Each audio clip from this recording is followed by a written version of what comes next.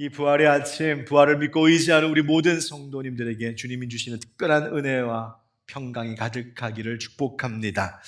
여러분, 우리는 이맘때가 되면 늘 부활절을 지킵니다. 예배도 드리고 부활절 찬송도 부르고 함께 기쁨으로 인사 나누지요. 그런데 여러분, 부활절을 어기지 않고 지키는 것보다 부활절 계란을 몇 개 먹었냐, 그거보다 더 중요한 것은 다음에 이 질문 앞에 내가 정직하게 대답하는 것입니다. 예수님의 부활이 내 삶에 어떤 의미인가? 예수님의 부활이 나에게 왜 소망이 되는가 하는 것입니다. 이것에 대하여 대답하지 못한다면 아무리 우리가 매년 부활절을 지키고 웅장한 예배와 찬양을 올려드린다 해도 그 부활절의 참 의미는 퇴색될 것입니다. 여러분, 이 시대에 대해서 표현하는 말들을 가만히 들어보면 참 우울한 소리들이 많습니다. 상실의 시대다, 불안과 불확실의 시대다, 경쟁 시대, 불신 시대, 절망의 시대, 병든 시대 등등등 듣기만 해도 마음 무거워지는 말들입니다. 그 말들을 다 종합해 보면 지금은 마치 죽음이 삼켜버린 시대와 같다라고 하는 것을 느끼게 됩니다. 쏟아지는 마음 아픈 뉴스들에 실망하기도 하고 경쟁에 지치고 탈진하고 불의가 만연한 현실에 좌절하기도 합니다. 그저 육체의 죽음, 우리가 피할 수 없는, 우리가 무기력해질 수밖에 없는 육신의 죽음뿐만이 아니라 죽음이라고 이름하는 어두운 그림자가 이 세상을 살아가고 있는 모든 이들의 정신과 영혼, 개인과 공동체, 삶과 이 사회마저 지배하려고 하는 것을 보게 됩니다. 이런 어두운 시대, 이런 죽음의 시대를 살아가고 있는 우리에게 있어서 과연 예수 믿는 자들에게는 어떤 소망이 있는 것일까? 바로 오늘 이야기가 그 이야기입니다. 결론과 같이 말씀을 드리자면 예수님의 부활만이 이 시대를 살아가는 우리에게 유일한 소망이 된다는 것입니다. 여러분, 이 가운데 계신 분들 중에는 혹시 이런 질문하실 분들이 계실지 모르겠습니다. 예수님의 부활 진짜 믿을 수 있는 일입니까? 정말 죽었다가 다시 살아난다는 게 그게 있을 수 있는 일입니까? 이 부활에 대한 의심을 가지고 계신 분들이 계실지 모르겠습니다. 오늘 본문인 고린도전서 15장의 말씀은 마찬가지입니다. 고린도 교회 성도들에게 바울이 편지를 쓴 이유가 무엇이냐면 그 고린도 교회 성도들도 다 예수 믿는 사람들인데 그럼에도 불구하고 그들 안에 계속해서 이런 의문, 의심, 이런 불안, 이런 것들이 반복되었었나 봅니다. 정말 죽은 자가 부활하는 게 맞냐? 정말 예수님 부활하신 거 맞냐? 정말 우리가 이 몸이 부활하는 게 진짜 맞냐? 바로 그런 질문, 그런 의문점들에 답하기 위하여 쓴 편지가 고린도전서 중에서도 이 15장이고 그리고 그래서 이 15장을 소위 부활장이라고 부릅니다. 여러분, 성경은 부활이 실제적인 역사적인 사건이었음을 우리에게 확증해 줍니다. 역사적인 증거가 첫 번째 한 가지 있습니다. 그것은 사도들의 설교와 변증인데요. 여러분, 사도들이 설교한 내용, 특별히 사도행전과 같은 그 설교한 내용을 가만히 보면 예수님께서 정말 부활하셨나 안 하셨나, 혹은 예수님의 이 무덤이 진짜 비어 있었나 안 비어 있었나, 이걸 가지고 서로 논쟁하거나 토론하거나 이거를 분석하고 설명하는 내용은 없습니다. 왜? 예수님이 부활하신 것은 굳이 설명하고 입증하지 않아도 될 확실히 일어난 일이었기 때문입니다. 오히려 사도들은 예수님의 부활이 어떤 목적이었는지, 우리에게 어떤 의미인지를 설명하는 데 그들의 설교의 모든 힘을 쏟습니다. 왜? 부활은 너무나 확실한 것이었기 때문입니다. 또 역사적인 증거 또 하나는 무덤 속의 모습인데요. 베드로가 예수님의 빈 무덤을 보고 그 본 그것을 그대로 요한복음에 진술되어 있습니다. 요한복음 20장에 시몬 베드로는 따라와서 무덤에 들어가 보니 세마포가 놓였고 또 머리를 쌌던 수건은 세마포와 함께 놓이지 않고 딴 곳에 쌌던 대로 놓여 있더라. 여기서 쌌던 대로 놓여 있더라가 이게 의미심장한 이야기입니다. 세마포는 잘 개켜서 놓여져 있는데 예수님의 머리를 쌌던 수건, 예수님의 몸을 시신을 둘러쌌었던 그 수의가 따로 있는데 어떤 모양으로 있냐면 예수님의 시신을 감쌌던 모양 그대로 남아있더라는 겁니다. 여러분 한번 생각해 보세요. 만약 누군가가 예수님의 시신을 훔쳐갔다면 수의 채 훔쳐갔던가 아니면 풀어 헤쳐갖고 시신만 싹 들고 갔을 거잖아요. 만약 예수님이 기절했다가 그냥 깨워서 나오신 거라면 수의를 입고 나가셨던가 아니면 그 수의를 다 풀어 헤치고 나오셨겠죠. 근데 성경이 증언하는 거, 베드로가 목격한 장면은 뭐냐면 그 예수님의 시신을 쌌던 대로 그 모양 그대로 시신만 싹 없더라는 거예요. 그것은 시간과 공간을 초월하신 영광스러운 영화로운 모습으로 부활하신 예수님이셨음을 증명하는 증거입니다. 그 다음 세 번째, 여러분 기독교가 시작됐다는 것 자체가 부활의 증거입니다. 여러분 유대교인들은 안식일을 지켰어요. 안식일이 무슨 요일입니까? 토요일입니다. 토요일을 안식일로 지키는 것을 그들의 수천 년의 역사 속에서 목숨처럼 여기던 이들이었습니다. 그런데 어느 날 갑자기 유대교 출신의 그리스도인들이 토요일 안식일을 지키는 것이 아니라 그 다음 날인 일요일을 주일이라고 부르면서 지키기 시작했습니다. 우리가 지키는 것. 왜? 바로 일요일이 예수님이 부활하신 날 안식 후 첫날이었기 때문입니다. 유대인들에게 있어서는 안식일을 포기하고 주일을 예배의 날로 지킨다는 것은 목숨 거는 일이었습니다. 바로 부활하신 날, 이 부활이 확실했기 때문에 그랬던 것이죠. 네 번째 역사적 증거. 사도들의 설교를 가만히 보면 핵심된 주제가 부활이었어요. 그리고 그 부활을 전할 때마다 사람들은 그것을 믿고 그 앞에 복종했습니다. 만약 부활이 제자들, 사도들에 의하여서 조작된 것이었다면, 꾸며낸 이야기였다면 그들은 부활의 이야기를 그렇게 열심히 하지 않았을 거예요. 왜요? 여기저기 가서 계속 이야기하다가 앞뒤가 안 맞고 이 사람 저 사람 했던 말이 틀리면 들통날 수 있으니까 아마 부활 얘기는 거의 하지 않으려고 했을 거예요. 그러나 이 부활이 너무나 확실한 것이었기 때문에 그들의 설교의 모든 핵심 주제는 부활이었고 모든 사도들이 전하는 내용이 동일했어요. 그것은 부활이 실제로 일어났다는 증거예요. 다섯 번째 증거는요, 제자들의 변화예요. 여러분, 베드로가 예수님을 3번 부인했어요. 모른다고. 그런데 예수님을 모른다고 부인했던 베드로가 이제는 예수님의 복음을 전하는 일에 목숨을 걸고 복음 전했고 순교까지 합니다. 어떻게 그렇게 변할 수 있을까? 부활하신 예수님, 그 엄청난 일을 그가 체험했기 때문이에요. 뿐만 아니라 오늘 본문 고린도전서 15장 7절 8절에 보면 그 후에 야고보에게 보이셨으며 그 후에 모든 사도에게와 맨 나중에 만삭되지 못하여 난 자 같은 내게도, 즉 사도 바울 자신에게도 그 부활하신 예수님이 나타내 보여주셨다. 여기서 이야기할 때 야고보가 누구냐 하면 예수님의 육신의 동생, 친동생 야고보입니다. 예수님 친동생 야고보. 사실 예수님께서 공생의 사역을 하는 동안에 동생들은 자기 형이 내가 메시아고 내가 하나님의 아들이라고 하는 것을 못마땅해 했습니다. 믿지 않았습니다. 오히려 비난했어요. 그랬던 그 야고보가 오히려 나중에는 당시 예루살렘 초대교회의 지도자가 되고 그가 쓴 야고보서에서는 친형 예수님을 영광의 주이십니다라고 말합니다. 어떻게 그럴 수 있지? 어떻게 이렇게 변하지 사람이? 예수님의 부활을 보았기 때문입니다. 여섯 번째 역사적인 증거, 수많은 그리스도인들의 경험입니다. 예를 들면 이런 거죠. 역사가 윌리엄 램지라고 역사가입니다. 역사가면 모든 역사를 냉철하게 판단하고 사실 그대로 진술하는 사람입니다. 그런데 이 사람이 기독교를 부정하려고 성경을 연구하다가 이 성경은 가짜야, 거짓말이야 이런 거 밝히려고 연구하다가 오히려 성경의 역사성, 성경의 예수님의 부활의 진실성을 믿게 됩니다.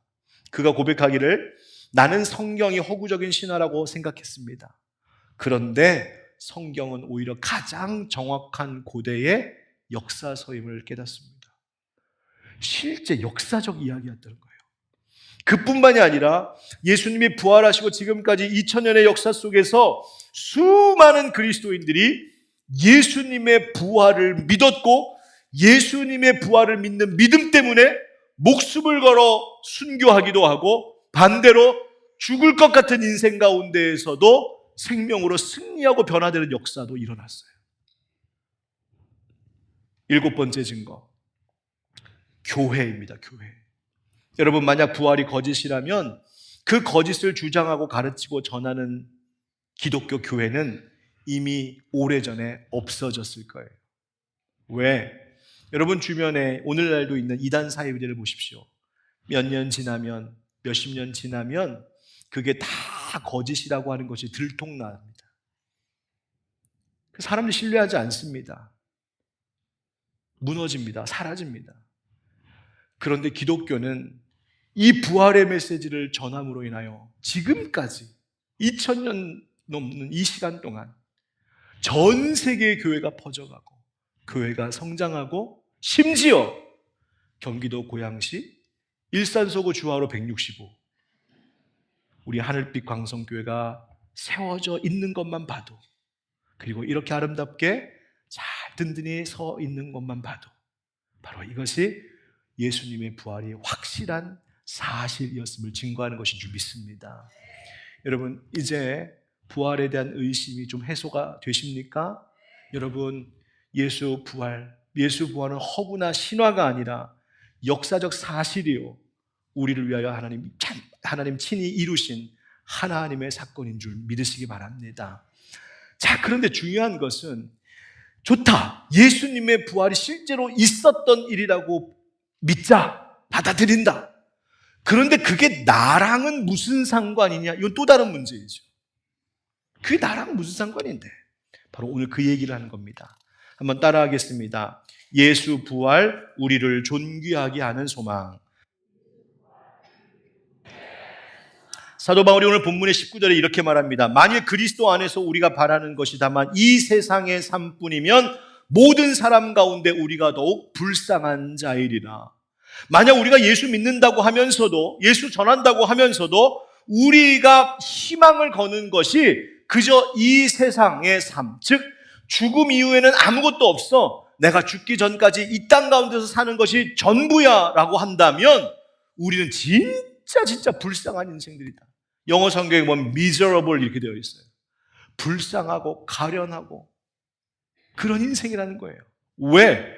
부활이 없다면 우리가 붙들고 믿는 이 기독교 신앙 자체가 의미가 없어지기 때문입니다. 이 세상이 전부인데 뭐. 뿐만 아니라 그저 단지 교회에서 예배드리고 헌신했던 거 이게 다 헛수고가 되네. 그 정도의 이야기가 아니라 인생 전부의 적신호가 들어옵니다. 여러분, 우리는 살면서 중요하게 여기는 가치들이 있잖아요. 사랑하며 사는 거, 선하게 사는 거, 바르게 사는 거, 정의를 추구하는 거, 진실하게 살고 남을 위해 살고 이 사회에 이바지하며 사는 것, 모든 중요한 가치들이 있어요. 그게 우리를 지탱해주고 이 사회를 지탱해주는데 만약에 여러분 생각해 보십시오. 이 세상, 눈에 보이는 지금 이 세상이 전부면 죽음 위에 아무것도 없다면 도대체 그 가치를 지켜야 될 이유가 무엇입니까? 우리가 열심히 해서 살아야 될 이유가 무엇입니까? 아무 이유가 없습니다. 인생이 허무해집니다. 아무 가치가 없어집니다. 그런데 바울이 뭐라고 지금 선언하냐면 우리 20절 말씀 한번 같이 읽어보겠습니다. 20절 시작. 그러나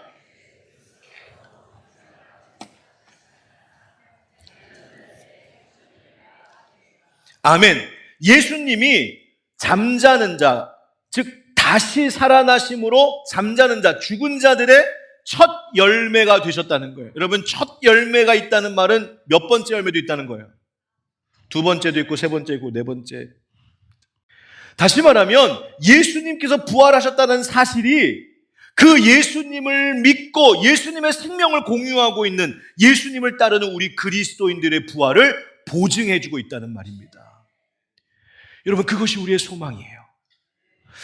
여러분 혹시 믿음 생활하면서도 이런 말 늘 하면서 사시는 분 없습니까? 내 인생 진짜 불쌍해. 난 왜 이렇게 박복하지? 내 인생은 참 불행해. 혹시 탄식하는 분 계세요? 여러분 아닙니다. 우리는 불쌍한 자가 아닙니다. 예, 사실 세상은 우리를 그렇게 보게 만듭니다. 세상은 마치 깨진 거울과 같아서 그것을 세상을 볼 때마다 세상에 비추어진 나의 모습은 너무나 불쌍한 자입니다. 세상의 평가 기준이 나를 그렇게 보게 합니다. 우리를 불쌍하게 만듭니다. 부끄럽게 만듭니다. 비참하게 만듭니다. 다른 사람과 비교하고 나의 현실에 절망하고 또 부모 원망하고 자식 원망하고 배우자 원망하고 세상 원망하고 탓하면서 난 불쌍한 존재야. 난 왜 인생을 왜 이럴까? 타락한 세상, 깨어진 세상은 나를 자꾸만 그렇게 바라보게 만듭니다. 아닙니다. 예수 부활, 그 예수님 앞에 서 있는 나를 봐야 합니다. 부활하신 예수님이 나에게 뭐라고 하시는지를 봐야 됩니다. 뭐라고 하시는가?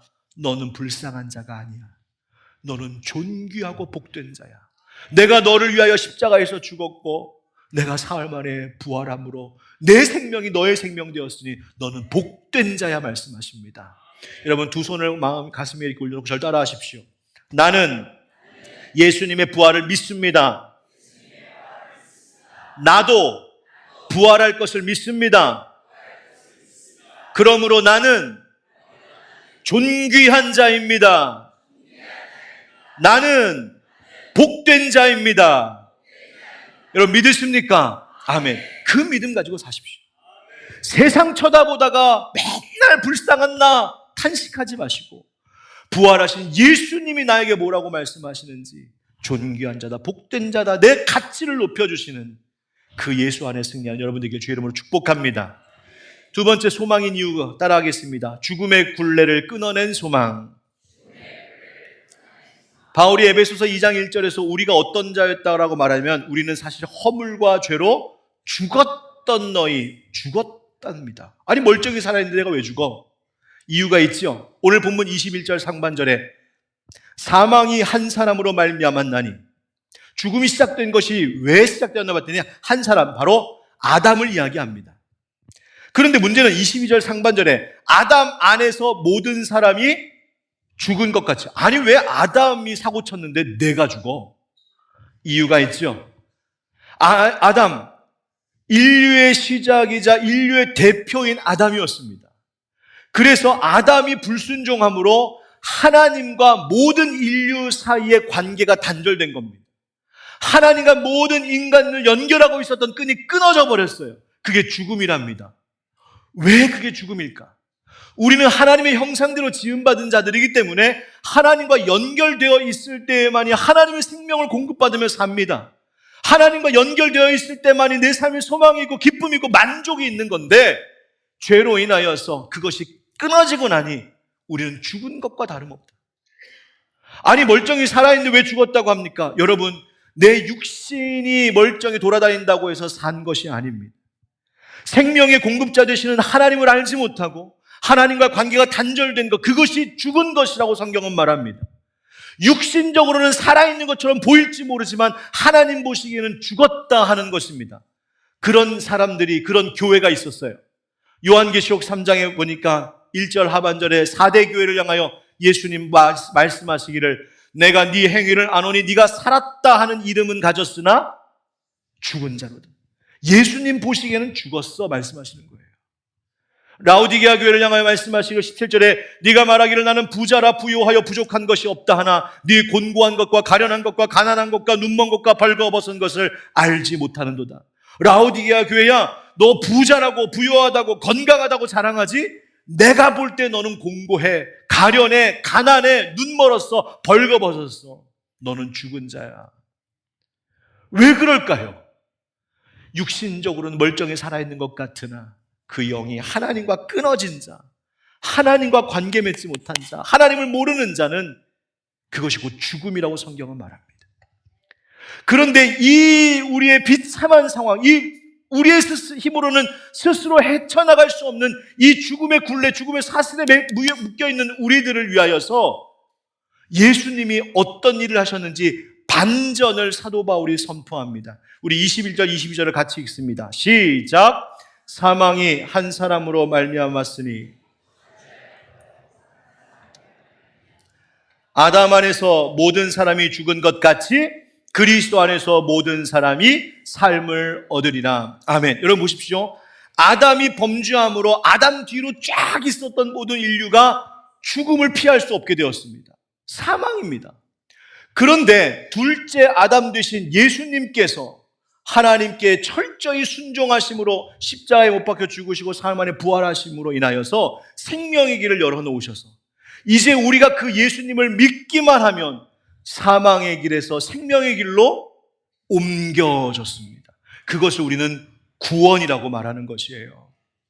여러분, 예수님께서 그래서 이렇게 말씀하시는 겁니다. 요한복음 11장에 예수께서 이르시되 나는 부활이요 생명이니 나를 믿는 자는 죽어도 살겠고 살아서 나를 믿는 자는 영원히 죽지 아니하리라. 이것을 네가 믿느냐? 여러분 믿으십니까? 믿으십니까?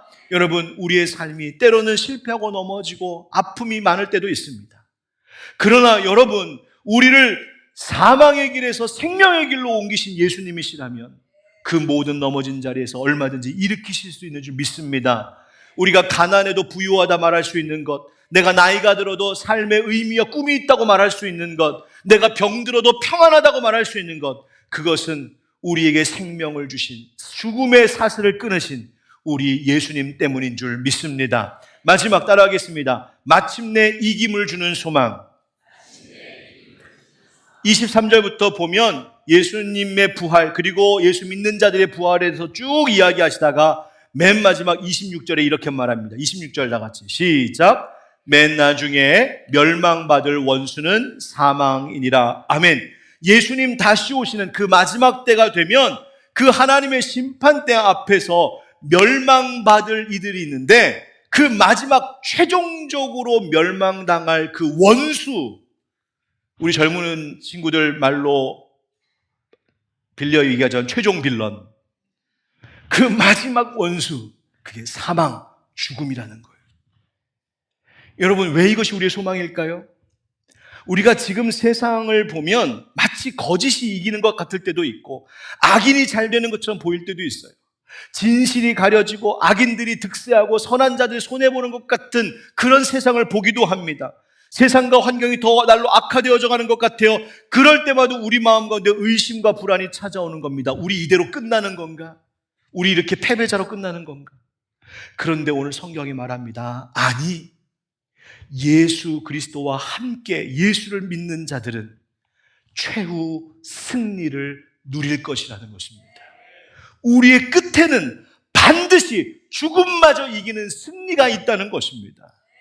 바울은 이것을 알았기에 그 고된 선교의 사역의 길에도 불구하고 죽음의 고비를 수없이 넘겼던 그 바울은 끝까지 예수 복음 전하는 일에 물러서지 않았습니다. 디모데후서 4장, 나는 선한 싸움을 싸우고 나의 달려갈 길을 마치고 믿음을 지켰으니 이제 후로는 나를 위하여 의의 면류관이 되었으므로 주 곧 의로우신 재판장이 그날에 내게 주실 것이며 내게만 아니라 주의 나타나심을 사모하는 모든 자에게 도니라. 할렐루야. 아멘.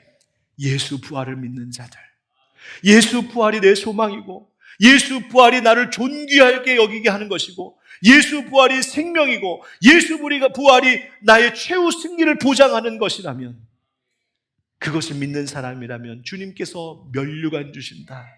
여러분, 우리 주님 다시 오실 때에 우리 면류관 다 쓰고 만나는 부활의 성도들 되기를 예수님의 이름으로 축복합니다.